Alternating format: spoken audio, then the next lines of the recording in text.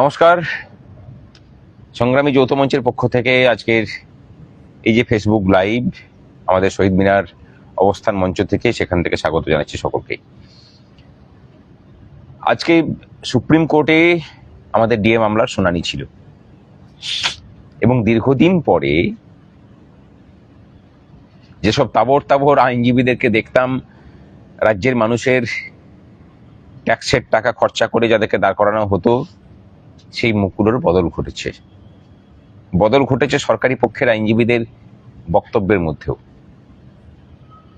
আজকে কেন্দ্রীয় সরকারের যিনি অ্যাটর্নি জেনারেল মাননীয় তুষার মেহতা, তিনি দাঁড়িয়েছিলেন পশ্চিমবঙ্গ রাজ্য সরকারের হয়ে এবং তিনি কর্মচারীদের সাথে রাজ্য সরকারের যে বৈঠক হবার কথা এই মামলাকে কেন্দ্র করে, এই মামলাতে পাওনাগণ্ডা কিভাবে মেটানো হবে সেই বৈঠকের কথা উল্লেখ করেছেন। 1 তারিখে বৈঠকটা পিছিয়ে গিয়ে 30 তারিখের পরিবর্তে 1 তারিখে হয়েছে। 1 তারিখ বিকাল 5টার সময় 14 তলায় নবান্নের যে সভাঘর আছে কনফারেন্স রুম, সেই কনফারেন্স রুমে এই সভা হবে। মামলাকারী 4টি সংগঠন, তাদের 3 জন করে প্রতিনিধি এই আলোচনা সভায় উপস্থিত থাকবেন। আজকে শুনানি চলাকালীন একটা বিষয় আমরা বুঝতে পারলাম যে সরকার পক্ষ অফিসিয়ালি যে স্ট্যান্ড সুপ্রিম কোর্ট আজকে পেশ করেছেন, সেখানে কিন্তু আমূল বদল আমরা লক্ষ্য করতে পেরেছি। এটা নিশ্চয়ই কর্মচারী সমাজ দেখেছেন। এর পরবর্তী যে ডেট ঠিক হবে, সেই ডেট ঠিক হওয়া নিয়ে আমাদের আইনজীবী সহ কর্মচারী পক্ষের সমস্ত আইনজীবীরা যখন বলেন যে একটু তাড়াতাড়ি করতে হবে, জুলাই মাসের প্রথম সপ্তাহের দিকে বা সেকেন্ড উইকের দিকে করা হোক, তখন কেন্দ্রীয় সরকারের হয়ে রাজ্যের যে হয়ে যিনি অ্যাপিয়ার করেছিলেন তিনি বলেছেন যে আশা করছি যে এই যে বৈঠক হচ্ছে তার পরবর্তী ক্ষেত্রে সমস্যার সমাধানের জন্য রাজ্য সরকার যেমন সদর্থক ভূমিকা নেবে, আশা করছি সমস্যার সমাধান হবে। আমাদের সাথে মাননীয় মুখ্যমন্ত্রীর আনঅফিসিয়ালি কথাবার্তা হয়েছিল। তিনি বলেছিলেন যে আমাকে একটু সময় দিন, কর্মচারীদের কোনো অভাব অভিযোগ আমি রাখতে দেব না। এই আন্দোলনের সাথে আমিও সংযুক্ত ছিলাম, আছি, সুতরাং আপনাদের বিষয় সমস্তটাই জানি। আশা করি সমস্যার সমাধান হবে। আমরা একটা পজিটিভ আউটলুক নিয়ে আগামী 1 তারিখের বৈঠকে যাব এবং আজকে যে শুনানি হয়েছে সেই শুনানিতে বিভিন্ন পক্ষ যে বক্তব্য রেখেছেন, সেখানে সংগ্রামী যৌথ মঞ্চের পক্ষ থেকেও নচিকেতা যোশীজি ছিলেন, তিনি কথা বলেছেন। আশা করি যে পরবর্তী ক্ষেত্রে যে শুনানি হবে সেই শুনানির আগে খুব বেশি অভিযোগের জায়গা অন্তত সুপ্রিম কোর্টে কর্মচারী সমাজ যাতে পেশ করতে সুযোগ না পায়, তার বন্দোবস্ত রাজ্য সরকার করবেন। প্রচুর ঘাটতি আগের সরকার করে দিয়ে গেছে। হিসেবের যে গোলমাল করেছে, কোয়ান্টিফিকেশনের যে দায়িত্ব, মোট কত খরচা হবে, কোন কর্মচারীর কত বকেয়া, সেই দায়িত্ব কিন্তু সুপ্রিম কোর্ট রাজ্য সরকারের অর্থ দপ্তরের হাতে দেয়নি। এটা দেওয়া ছিল ইন্দু মালহোত্রা কমিটি, মাননীয় বিচারপতি ইন্দু মালহোত্রা কমিটির কাছে। যখন রাজ্য সরকারের অর্থ দপ্তর, বিদায়ী রাজ্য সরকারের অর্থ দপ্তর সমস্ত দায় দায়িত্ব নিয়ে পড়ে এই কাজটা করে পড়ে একদম জগা খিচুড়ি পাকিয়ে ঘেঁটে ঘ করে দিয়েছিলেন, তখন আমরা ইন্দু মালহোত্রা কমিটির কাছে আমরা চিঠি লিখে বলেছিলাম যে এরকম হিসেবে গোলমাল হয়েছে, আপনারা বিষয়টা দেখুন এবং আপনাদের উপরেই যেহেতু এই হিসেবটা করার দায়িত্ব দেওয়া হয়েছিল, কোয়ান্টিফিকেশনের দায়িত্ব, সুতরাং আপনারা দায়িত্ব নিয়েই কোয়ান্টিফিকেশনের কাজটা করুন। তারা তখন একটা চিঠি লিখে বলেন যে আপনারা কোন ফর্মুলাতে হিসেব হওয়া উচিত সেটাকে এভিটিপিট আকারে জমা করুন এবং আমরা সমস্ত কিছুটা কাজ করে আমাদের সিনিয়র আইনজীবী মাননীয় গোপাল সুব্রমণিয়ামজিকে দিয়ে সমস্তটাকে ভেটিং করিয়ে সেটাকে আমরা এভিটিপিট আকারে জমা করেছি এই মাসেরই গত 5 তারিখে, অর্থাৎ যেদিন রাজ্যে ফল ঘোষণা হচ্ছে। বদল নিয়ে, বদলে যাওয়া সরকার নিয়ে যখন আপনারা আনন্দে আত্মহারা, তখনও কিন্তু আমরা সেই আনন্দের মধ্যেও আমাদের নিজেদের অবস্থান, আমাদের নিজেদের দাবি দেওয়ার কথা ভুলে যাইনি। আমরা কাজ করে গেছি। আমরা আশা করি ইন্দু মালহোত্রা কমিটির সাথেও আমাদের বৈঠক হবে। তার আগে চাই যে আগামী 1 তারিখের যে বৈঠক, সেই বৈঠক ফলপ্রসূ হোক, সরকার সদর্থক পদক্ষেপ গ্রহণ করুক, সকল স্তরের কর্মচারীদের যে বকেয়া, সেই বকেয়া মেটানোর জন্য পদক্ষেপ গ্রহণ করুক এবং এই বৈঠক শুধুমাত্র এই ডিএ মামলা কেন্দ্রিক না হয়ে আমাদের অন্যান্য যে দাবি দাওয়া, শূন্য পদে নিয়োগের যে রূপরেখা, সেগুলোকে নিয়ে অস্থায়ী কর্মচারীদের যে দুর্দশা, সেই কথাগুলোকেও যেন বলার অবকাশ আমরা পাই, সেই আবেদনও সরকারের কাছে আমরা রাখছি।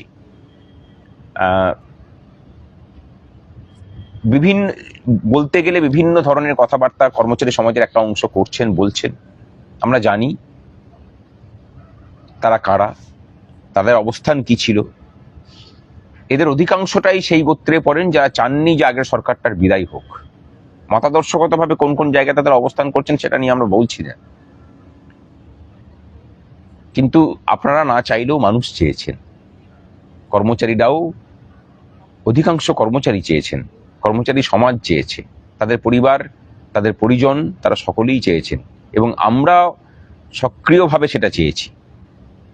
কোন রাজনৈতিক দল আসবে সেটা না চাইলেও আগের সরকারের বিদায় অন্তত চেয়েছে নিজেদের পেশাগত স্বার্থে, ভবিষ্যৎ প্রজন্মের শিক্ষার অধিকারের সুরক্ষিত করার স্বার্থে, তাদের সরকারি চাকরিতে তাদের যোগদানের অধিকারকে সুরক্ষিত করার স্বার্থে, অস্থায়ী কর্মচারীদের জীবন যন্ত্রণা দূরীকরণের স্বার্থে। আপনাদের যে ভূমিকা আগের সরকারের সময় ছিল সেফটি ভালভের, সেই ভূমিকাটাকে একটু বদলে নিয়েছেন, বদলে নিন। আমরা কিন্তু আমাদের জায়গাতে অবিচল আছি।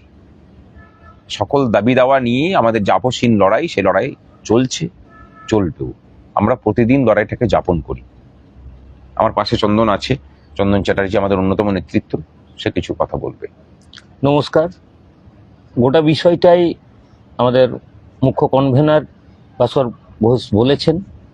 আমি দু একটি কথা বলছি। এই মামলাতে যখন আমরা যুক্ত হই বা আমরা যখন লড়াইটা শুরু করি, তখন কিন্তু অনেকেই বলেছিল যে সংগ্রামী যৌথ মঞ্চ মামলার পার্টিই নয়, তারা মামলার নামে টাকা তুলছে, তারা কিছুই করবে না, তারা টাকাটাকে নয়ছয় করছে। আমাদের নামে অভিযোগ করা হয়েছিল, আমাদেরকে কাঠগড়ায় তোলা হয়েছিল। আমরা কিন্তু সেদিনও বিচলিত হইনি। আমাদের ভরসা ছিল সাধারণ কর্মচারীদের ওপর, যারা এই মঞ্চটাকে ভরসা করে। আজকে সংগ্রামী যৌথ মঞ্চের পালকে আরেকটি মুকুটে আরেকটি পালক সংযোজন হয়েছে। আপনারা দেখেছেন ইতিমধ্যেই নবান্ন থেকে যে চিঠি ভাস্কর ঘোষের নামে, সংগ্রামী যৌথ মঞ্চের কনভেনার ভাস্কর ঘোষের নামে চিঠি ইস্যু করা হয়েছে যে আপনারা 1 তারিখে বৈঠকটা চেঞ্জ হচ্ছে, 1 তারিখে বিকেল 5টার সময় নবান্নে আপনাদের 3 জন প্রতিনিধি নিয়ে উপস্থিত থাকবেন। অনেকে যখন মুখ্যমন্ত্রী প্রথম বলেছিলেন যে 4টি সংগঠনকে ডাকা হচ্ছে, তার মধ্যে সংগ্রামী যৌথ মঞ্চের নাম শুনে অনেকেই গেছিলেন, কিন্তু যে সংগ্রামী যৌথ মঞ্চ পার্টি নয়, এখনো পিছনে সংগ্রামী যৌথ মঞ্চের পিছনে লাগতে চেষ্টা করেছিলেন, যে এরা পার্টি নয়, এদেরকে কেন ডাকা হয়েছে। আজকে রেজিস্টার্ড ভাবে সিলমোহর দিয়েছে সরকার যে সংগ্রামী যৌথ মঞ্চ এই মামলার পার্টি। আমরা ভরসা রাখি সরকার যেভাবে আমরা চেয়েছিলাম কর্মচারী শক্তিটাকে একত্রিত করতে, কোন দল পশ্চিমবঙ্গের ক্ষমতায় থাকবে এটা আমাদের কোনোদিনই লক্ষ্য ছিল না। যে দলই আসবে আমরা তার সরকারি কর্মচারী।